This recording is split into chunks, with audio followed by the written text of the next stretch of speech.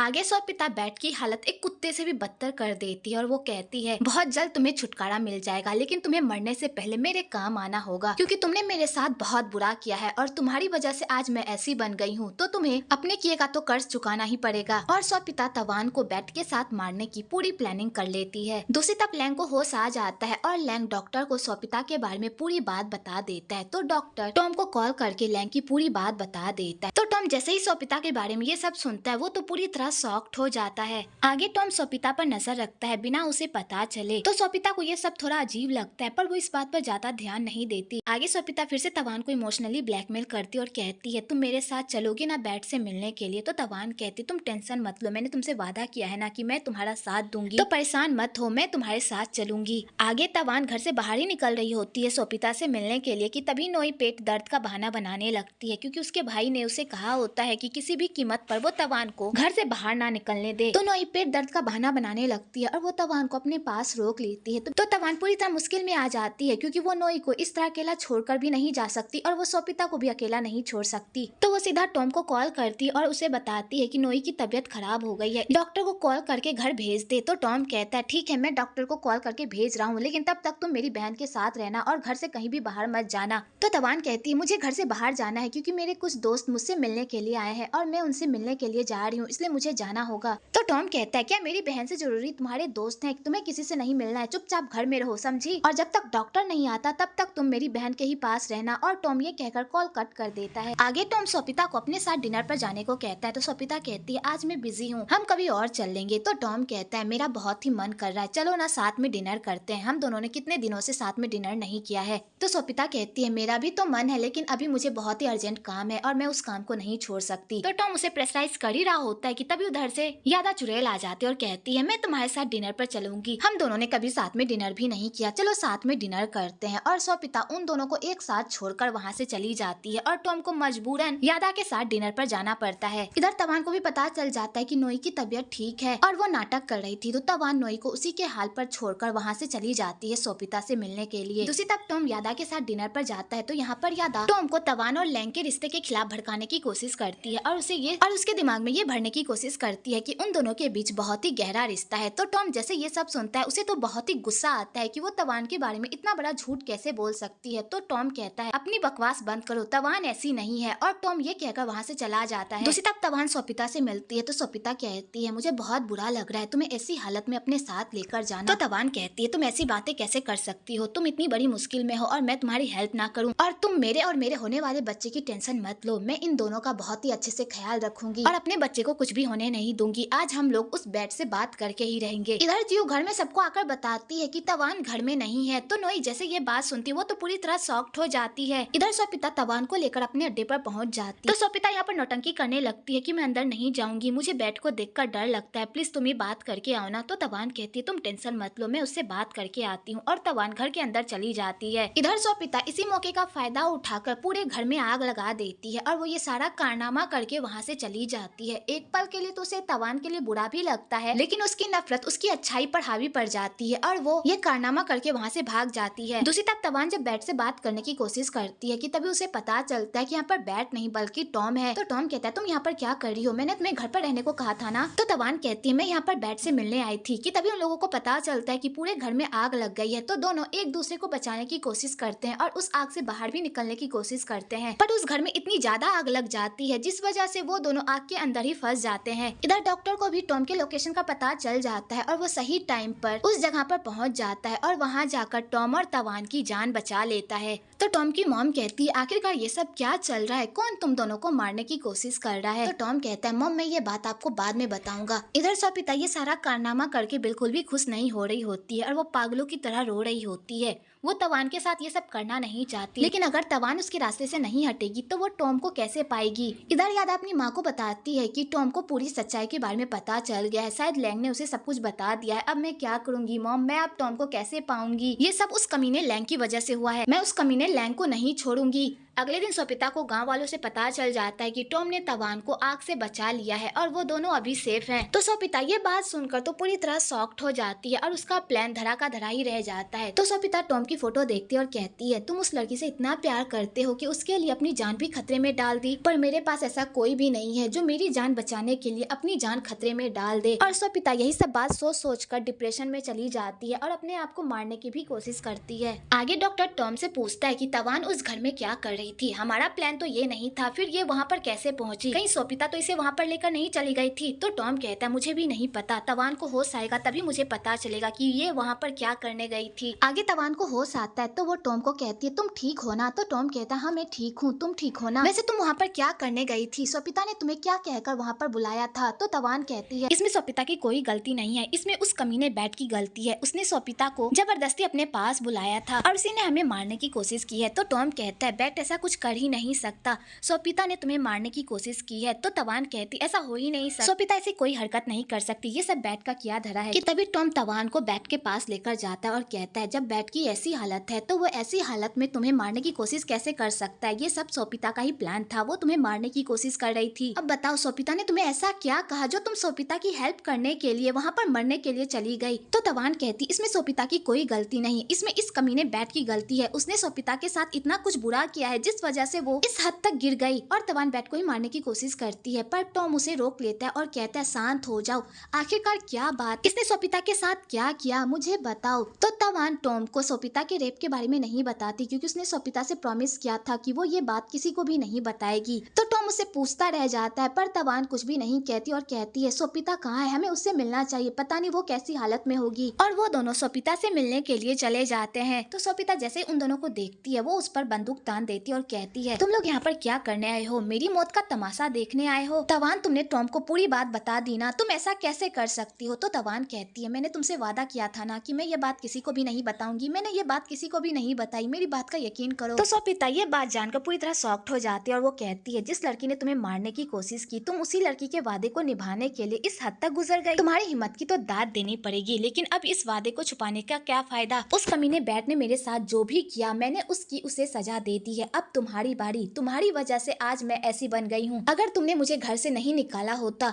तो वो कमीना बैट कभी भी मेरे साथ वो सब नहीं करता और ना ही मुझे उन सब से गुजरना पड़ता, ये सब तुम्हारी वजह से हुआ है तवान। तो टॉम जैसे ये बात सुनता है वो तो पूरी तरह शॉक्ड ही हो जाता है कि सोपिता इतने बड़े दर्द से गुजरी है। तो टॉम सोपिता को रोकने की कोशिश करता है और कहता है, सोपिता शांत हो जाओ, जल्दबाजी में कोई भी फैसला मत करो, प्लीज बंदूक नीचे करो। पर सोपिता बंदूक नीचे नहीं करती और कहती है, तुम्हें तो मुझसे नफरत हो गई होगी ना, तुम लोगों को तो मुझसे घिन आती होगी ना। तो टॉम कहता है, तुम ऐसी बातें क्यों कर रही हो सोपिता, तुम मेरी दोस्त हो और वो भी बहुत अच्छी वाली, मैं तुमसे कभी भी नफरत नहीं कर सकता सोपिता, प्लीज बंदूक नीचे करो। और तवान भी सोपिता को समझाने की कोशिश करती है और कहती है, हाँ ये सब मेरी गलती है, मेरी वजह से आज तुम ऐसी बन गई हो, प्लीज सोपिता अपने आप को संभालो, कानून को अपने हाथ में मत लो, अभी भी कुछ नहीं बिगड़ा है, अभी भी तुम संभल सकती हो। पर सोपिता उसकी एक बात नहीं सुनती, उल्टा उसे मारने के लिए गोली चला देती है। तो टॉम तवान को प्रोटेक्ट करता है पर वो गोली तवान या टॉम को नहीं लगती क्योंकि उस बंदूक में गोलियां ही नहीं रहती। तो सोपिता कहती है, टॉम तुम तवान से बहुत प्यार करते हो ना, उसे बचाने के लिए अपनी जान भी देने को तैयार हो, तुमने मुझसे ऐसा प्यार क्यों नहीं किया, मैं भी तो तुमसे प्यार करती थी ना। और सोपिता उन दोनों के प्यार को देखकर तो पूरी तरह शॉक्ड हो जाती है कि तभी वहाँ पर पुलिस आ जाती है और सोपिता को अरेस्ट करके वहाँ से लेकर चली जाती है। तो तवान और टॉम को सोपिता की ऐसी हालत पर बहुत ही बुरा लगता है। इधर नोई को उस बैट कमीने पर बहुत ही गुस्सा आता है क्योंकि उसी की वजह से आज उसके पापा उसके साथ नहीं होते। तो नोई उसे मारने की भी कोशिश करती है पर उसकी माँ उसे रोक लेती है और कहती है, भगवान ने ऑलरेडी उसे उसके किए की सजा दे दी है, अब तुम भी उसे माफ कर दो क्योंकि तुम्हारे पापा को बिल्कुल भी अच्छा नहीं लगेगा कि उनकी प्यारी बेटी अपने दिल में नफरत लेकर जिए। इस कमीने ने तुम्हारे पापा के साथ जो भी किया इसे इसकी सजा मिल गई है, तो अब तुम भी उसे माफ कर दो। और नोई अपनी बेटी को वहाँ से लेकर चली जाती है। आगे लैंग की मुलाकात यादा से हो जाती है तो इन दोनों में जमकर लड़ाई होती है। तो लैंग कहता है, अब भी वक्त है, सुधर जाओ यादा, और वैसे मैं तुम्हें एक बात बताना भूल गया, तुम्हें पता है मेरे चेहरे पर इतने निशान क्यों हैं और तुम्हारे हाथ पर ऐसे निशान क्यों हैं? तो इसकी वजह मैं बताता हूँ, इसलिए मेरी बात ध्यान से सुनना और मेरी बात को सुनकर शॉक्ड मत हो जाना। और लैंग यादा के कान में उसे बताता है कि मुझे एड्स है, अब तुम भी सोच लो, तुम्हें भी हो ही गया होगा, इसलिए अच्छे से अपनी जांच करवा लेना। और लैंग ये कहकर वहाँ से चला जाता है। तो यादा जैसे ये बात सुनती है वो तो पूरी तरह पगला ही जाती है। आगे तवान टॉम को थैंक्स कहती है कि उसने उसकी जान बचाई। तो टॉम कहता है मैंने तुम्हारी जान नहीं बचाई, मैंने बल्कि अपने होने वाले बच्चे की जान बचाई। अगर तुम्हें कुछ हो जाता तो मेरा बच्चा भी इस दुनिया में नहीं रहता। ये सब मैंने सिर्फ अपने होने वाले बच्चे के लिए किया है, तुम्हारे लिए कुछ भी नहीं किया है। और मैं अभी तक तुम्हारे धोखे को नहीं भूला हूँ, इसलिए ज्यादा खुश मत हो, हम दोनों के बीच कुछ भी ठीक होने वाला नहीं। और टॉम ये कहकर वहाँ से चला जाता है। तो तवान को बहुत ही बुरा लगता है कि टॉम ने अभी तक भी उसे माफ नहीं किया और अभी वो सिर्फ बच्चे के लिए ही उसे अच्छे से ट्रीट कर रहा है और उससे अच्छे से बात कर रहा है। आगे टॉम की मॉम टॉम को बहुत ही डांटती और कहती है तुम तवान के साथ इस तरह ट्रीट क्यों कर रहे हो, तुम हमेशा उसे दुख क्यों पहुंचाते रहते हो, तुम्हें पता है ना तवान ने ये सब कुछ जानबूझकर नहीं किया, बस उसने अपनी माँ की जान बचाने के लिए ये सब किया, अब तो तुम्हें उसे माफ कर देना चाहिए। तो नोई कहती है भाई आप भाभी के साथ बहुत ही गलत कर रहे हो, अगर भाभी ने आपके साथ मुंह फेर लिया ना और वो यहाँ से चली गई तो आप पछताते ही रह जाओगे। तो उसका भाई कहता है पहले अपनी लव लाइफ पर ध्यान दो ना, आजकल तुम डॉक्टर से बहुत ज्यादा ही घुल मिल रही हो, लगता है तुम दोनों के बीच खिचड़ी पक रही है, बताओ बताओ तुम दोनों के बीच क्या चल रहा है। तो उसकी माँ कहती है अपनी बहन की लव लाइफ पर ध्यान देने के बजाय अपनी लव लाइफ पर ध्यान दो। तो टॉम कहता है मॉम मैंने तवान को कब का माफ कर दिया, बस मुझे उसे चिढ़ाने में बहुत ही मजा आता है। तो उसकी मॉम कहती है कहीं तुम्हारी ये मजा सजा में ना बदल जाए, तुम्हारी वाइफ अभी प्रेग्नेंट है और इस टाइम में लड़कियों के बहुत ज्यादा ही मूड स्विंग्स होते रहते हैं, अगर तुम्हारी वाइफ तुम्हारे इस बिहेवियर की वजह से तुम्हें छोड़कर चली गई ना तो तुम बाद में पछताते रहोगे और वो वापस नहीं आएगी, इसलिए अभी भी टाइम है, सुधर जाओ। कि तभी वहाँ पर यादा की मॉम और यादा आ जाती है और कहती है अब हमारा यहाँ पर कोई काम नहीं, इसलिए हम लोग बैंकॉक वापस जा रहे हैं। और वो लोग अपना सारा सामान बांधकर वहाँ से चले जाते हैं और वो दोनों जाने से पहले वहाँ की सारी ज्वेलरी चोरी करके जाते हैं और ये सब टॉम की मॉम को पता होता है और वो जाने भी देती है क्योंकि उन्हें पता होता है कि वो सारी ज्वेलरी नकली है, पर ये बात उन लोगों को तो नहीं पता। दूसरी तरफ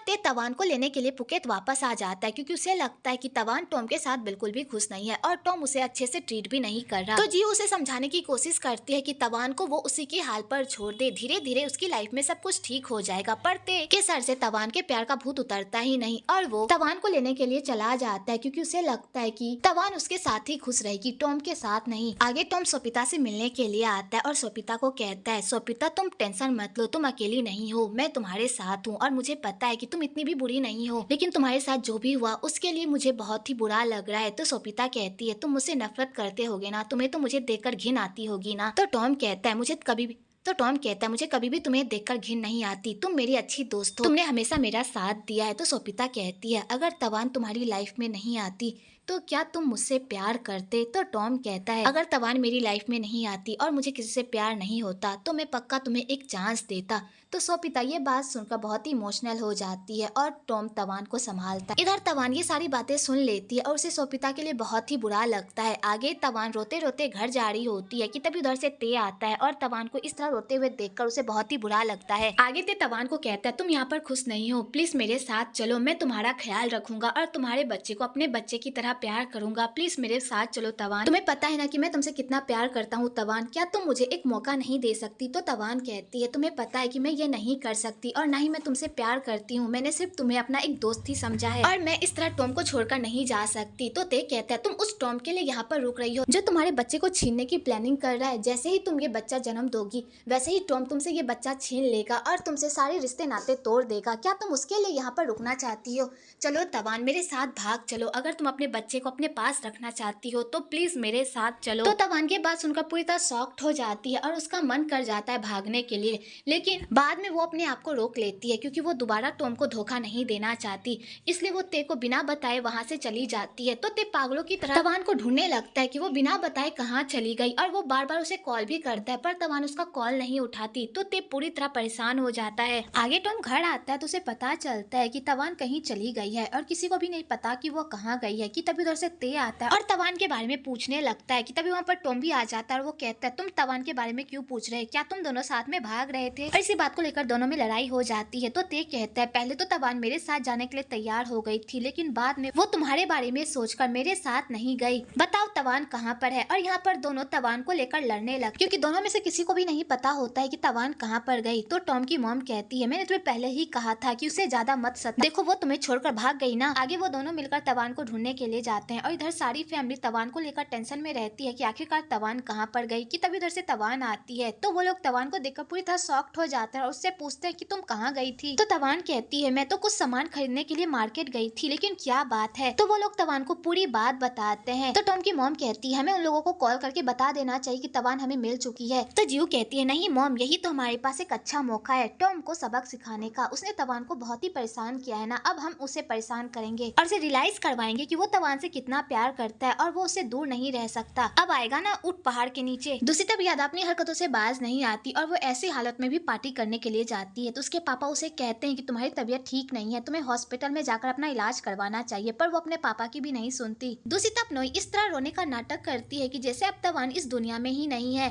और वो पागलों की तरह अपने भाई के सामने रोने लगती है। कि तभी टॉम की मॉम को यम का कॉल आता है और वो बताता है कि तवान बीच पर है। तो टॉम जैसे ये बात सुनता है तो वो दौड़कर तवान के पास जाने लगता है और इधर सारी फैमिली ये नौटंकी करके बहुत ही खुश हो रही होती है, क्योंकि वो जानते हैं कि टॉम इतनी आसानी से अपनी फीलिंग को एक्सेप्ट करेगा नहीं, उसके लिए तो कुछ धमाका करना ही होगा। दूसरी तरफ तवान टॉम का इंतजार कर रही होती है कि कब वो आए और कब वो अपनी नौटंकी स्टार्ट करे। कि तभी उधर से टॉम आता है तो तवान सुसाइड करने का नाटक करती है। तो यहाँ पर टॉम और ते दोनों ही तवान को रोकने की कोशिश करते हैं और दोनों ही तवान को छोड़कर एक दूसरे से लड़ने लगते हैं। तो तवान ये सब देखकर पूरी तरह शॉक्ड हो जाती है और वो पानी में डुबकी लगाने लगती है ताकि टॉम ते को छोड़कर उसे बचाने के लिए आए। होता भी ऐसा ही है। टॉम तवान को रोकने के लिए जाता है और कहता है प्लीज तवान ऐसा मत करो, मैं तुम्हारे बिना नहीं जी सकता, मैं तुमसे बहुत प्यार करता हूँ। तो तवान कहती है सच में तुम मुझसे बहुत प्यार करते हो, इस बच्चे की वजह से तो नहीं कह रहे। तो टॉम कहता है मैं तुमसे और हमारे होने वाले बच्चे दोनों से बहुत ही प्यार करता हूँ, मैं तुम दोनों के बिना नहीं रह सकता, प्लीज मुझे माफ कर दो। तो तवान कहती है क्या तुमने मुझे माफ कर दिया? मैंने जो तुम्हें झूठ बोला अब तुम उसका बदला तो नहीं लोगे ना? तो टॉम कहता है मैं वो बात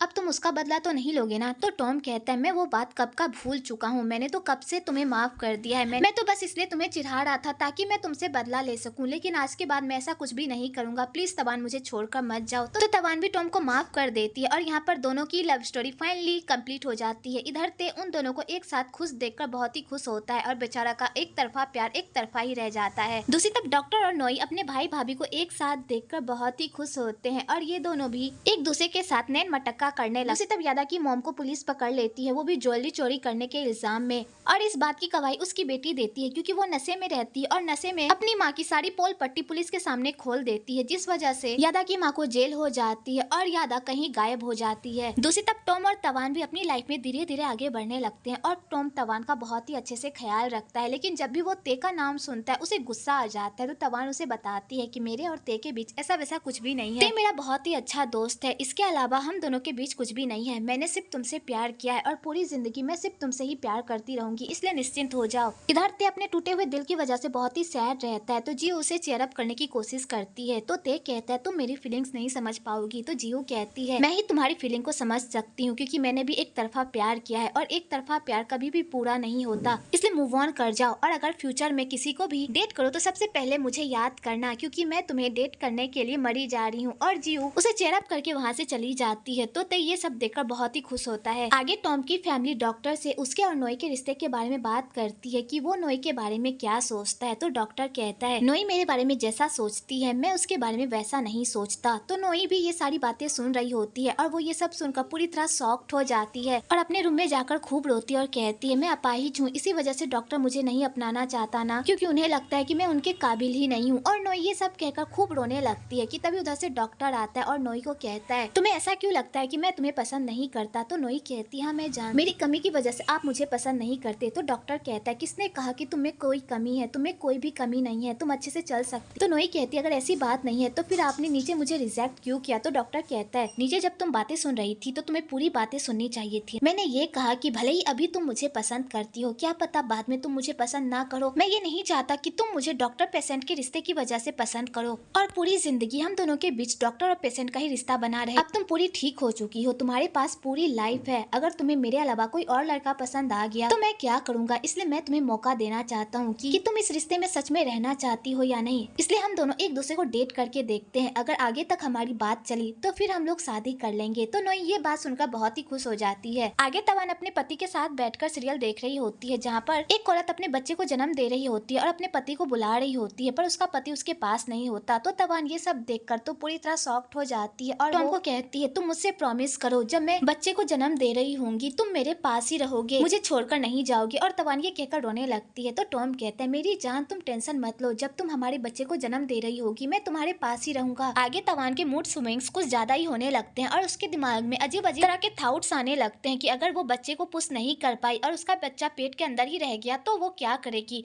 और अगर उसने अपने बच्चे को कुछ ज्यादा ही जोर से पुश कर दिया तो उसके अंदर से तो सारी अतरी पतरी भी निकल जाएगी, फिर वो कैसे रहेगी। तो टॉम कहता है क्या तुम पागल हो गई हो, ऐसा कुछ भी नहीं होता, तुम बेकार की ही बातें सोच रही हो। तो तवान इस बात पर भी बिगड़ जाती है और कहती है तुमने मुझे पागल कहा, तुम्हें जो करना था तुमने तो वो कर दिया, उसके बाद तो सारे दर्द मुझे ही झेलने पड़ रहे हैं, तुम्हें क्या। और यहाँ पर फिर से इन दोनों में लड़ाई हो जाती है। अगली सुबह फिर से इन दोनों में लड़ाई हो जाती है और तवान टॉम को मार मार कर उसका बुरा हाल कर देती है। तो बेचारा टॉम तो पूरी तरह परेशान हो जाता है तवान के मूड स्विंग से और वो सीधा डॉक्टर के पास जाता है और अपनी सारी प्रॉब्लम सुनाता है। तो डॉक्टर कहता है अभी वो प्रेग्नेंट है और उसके मूड स्विंग्स होते रहते हैं, तुम्हें उसे झेलना ही पड़ेगा। तो टॉम कहता है मैं उसके मूड स्विंग से पूरी तरह परेशान हो गया हूँ, मैं हमेशा सोचता हूँ कि मैं उससे लड़ाई ना करूँ लेकिन वो जानबूझकर मुझसे लड़ाई करने आ जाती है। अब मैं पूरी तरह तंग हो गया हूँ, अब मैं उसे दिखाऊंगा कि पति का रोब क्या होता है, उसने मुझे बहुत ही सता लिया, अब मेरी बारी। वेल टॉम यहाँ पर अपना पति का रोब झाड़ने के लिए आता है लेकिन यहाँ पर तो वो जोरू का गुलाम बन जाता है और तवान उसे जो कहती है वो बेचारा हंसकर वो सारे काम करता है क्योंकि वो नहीं चाहता कि वो तवान से लड़ाई करे। और डॉक्टर टॉम की यही हालत देखकर उसका खूब मजाक बनाता है। आगे पूरी फैमिली एक साथ बहुत ही खुश रहती है और टॉम और तवान के बेटे को सब बहुत ही प्यार करते हैं और सारी फैमिली एक साथ बहुत ही खुश रहती है। आगे टॉम तवान से अपनी गलती की माफी मांगता है और कहता है मैंने गुस्से में आकर तुम्हारे साथ बहुत बुरा किया, प्लीज उसके लिए मुझे माफ कर दो। तो तवान कहती है तुम मुझसे माफी क्यों मांग रहे हो, तुमने मेरे लिए वो सब किया जो मैं डिजर्व करती थी और अब मुझे जिंदगी से कुछ भी नहीं चाहिए। और यहीं पर ये ड्रामा खत्म होता है।